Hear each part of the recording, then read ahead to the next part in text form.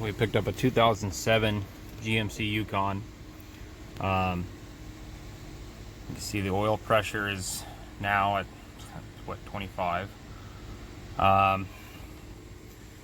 Everything ran fine on the test drive and everything, and I ran through it and checked everything, and everything seemed golden. And then halfway on the way home, wife calls me up and she says that the oil pressure is 0, turn off engine message, and yeah, kind of puts a blow on your new car purchase. So you know, that's what happens when you buy used cars as is.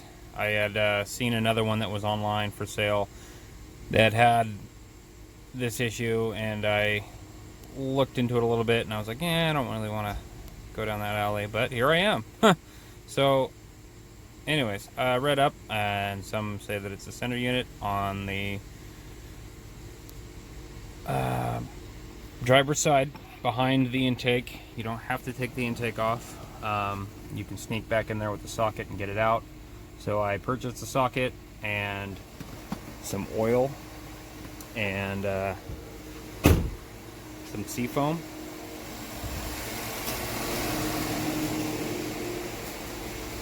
So I'm running this through it right now. I'm gonna let this run through because I hear that it's the pressure relief valve can get stuck. So I'm doing that. It says that it's right back behind there.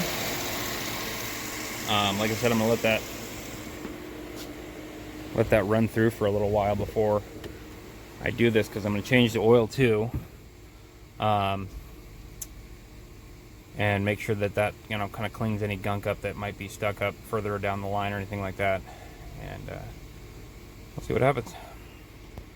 So I just kind of revved it up to feed that seam foam through it a little bit more, and sure as shit, there's the message.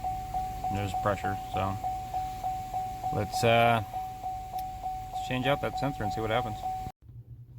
So I've got the sensor out. Came out fairly easy.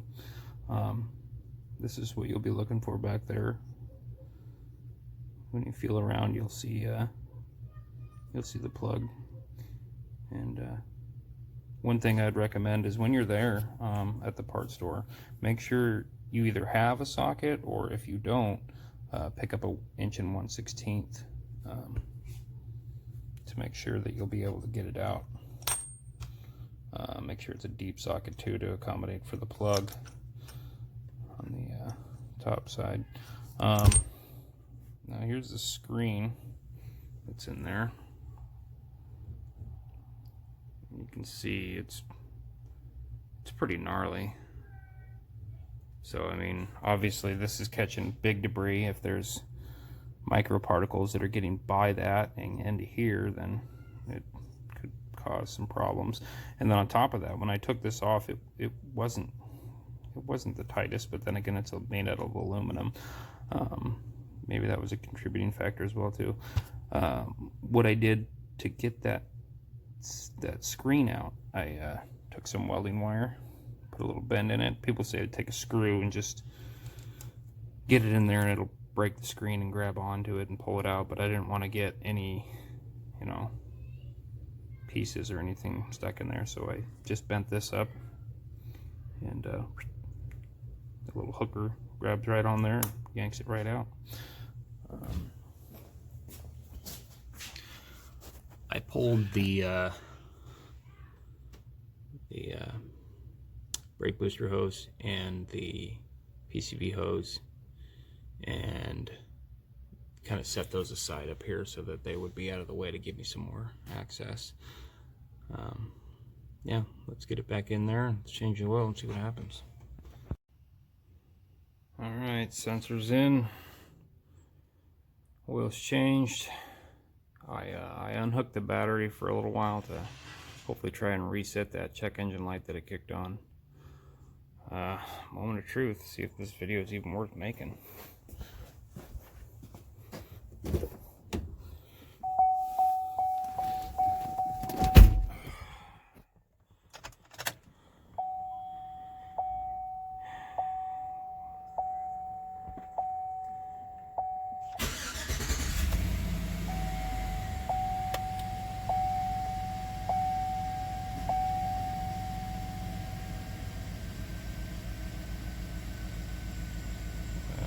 be dipped.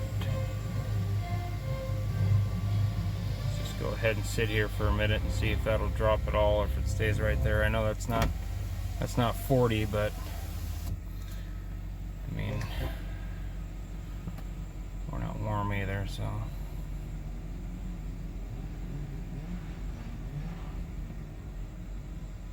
Neighbors are loading up their sleds, getting ready to go ride. Never been snowmobiling before. Wonder what that's like.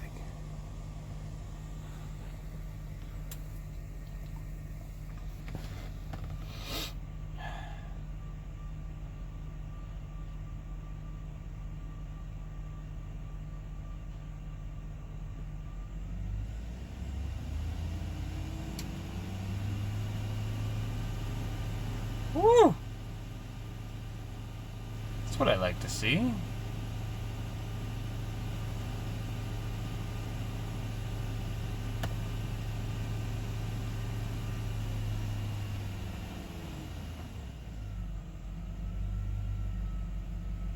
Just a little bit of drop, but I don't know. I think that's doable. No more check engine light either. I'll be damned. Alright, I'm going to let it sit here and idle for a little while and warm up. And then I'm going to go take her for a little rip and see how she does. So she's warm now. She's still holding the 40. If I keep going, it gives a little bit more. So far so good. It's 6:34 p.m. right now. I'm gonna go take it for a little rip and see how she does. When I was reading up about this situation, I had found that, you know, the pressure release valve or something like that gets stuck. One thing that I noticed with my test drive is everything was fine, and it wasn't until on the way home, and I test drove it for 20 minutes, but we were pretty far away from a freeway, so I couldn't really get it up to speed and check it, you know, thoroughly. That's what I would recommend in the future if you were planning on purchasing one of these. Give it a good test drive. Get it up on the freeway, get it up to speed. Then you could even, you know, you could find out whether or not you've got weird vibrations or bearing noises or anything like that as well too. So kind of key to keep in mind when you're shopping. Yeah, I'll check back here in a little while and we'll see how it is. Been driving for about half an hour now. Oil pressure's still doing pretty good. Hasn't dropped, no message.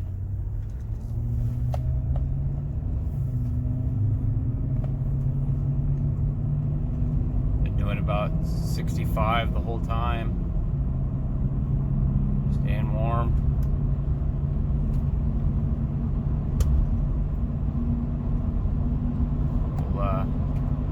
Check back and when we get home. Been driving for about 40 minutes now. Oil pressure's great. Yeah, I'd definitely recommend if you're gonna test drive one of these, and make sure you get some good time on it. I haven't even owned this thing for 24 hours yet, and yeah, that was kind of a low blow to find out when you're on the way home with your new purchase. Definitely, I'd recommend. I read that the AC Delco sensor is a better brand. I mean, AC Delco is factory for GM, so it's obviously a no-brainer. I wasn't able to get a AC Delco because they were sold out, but this standard worked just fine. Yeah, like I said, make sure you got the right socket for it. You don't want to get it all the way home and come find out you don't got a socket. Yeah, I'd recommend doing the oil flush too. Run some seafoam through there, get things broken up real good and cleaned out. Give it a good oil change, and yeah, I think that was a success. So thanks for watching. Go ahead and every time I say or go ahead and do yourself a favor, take a drink.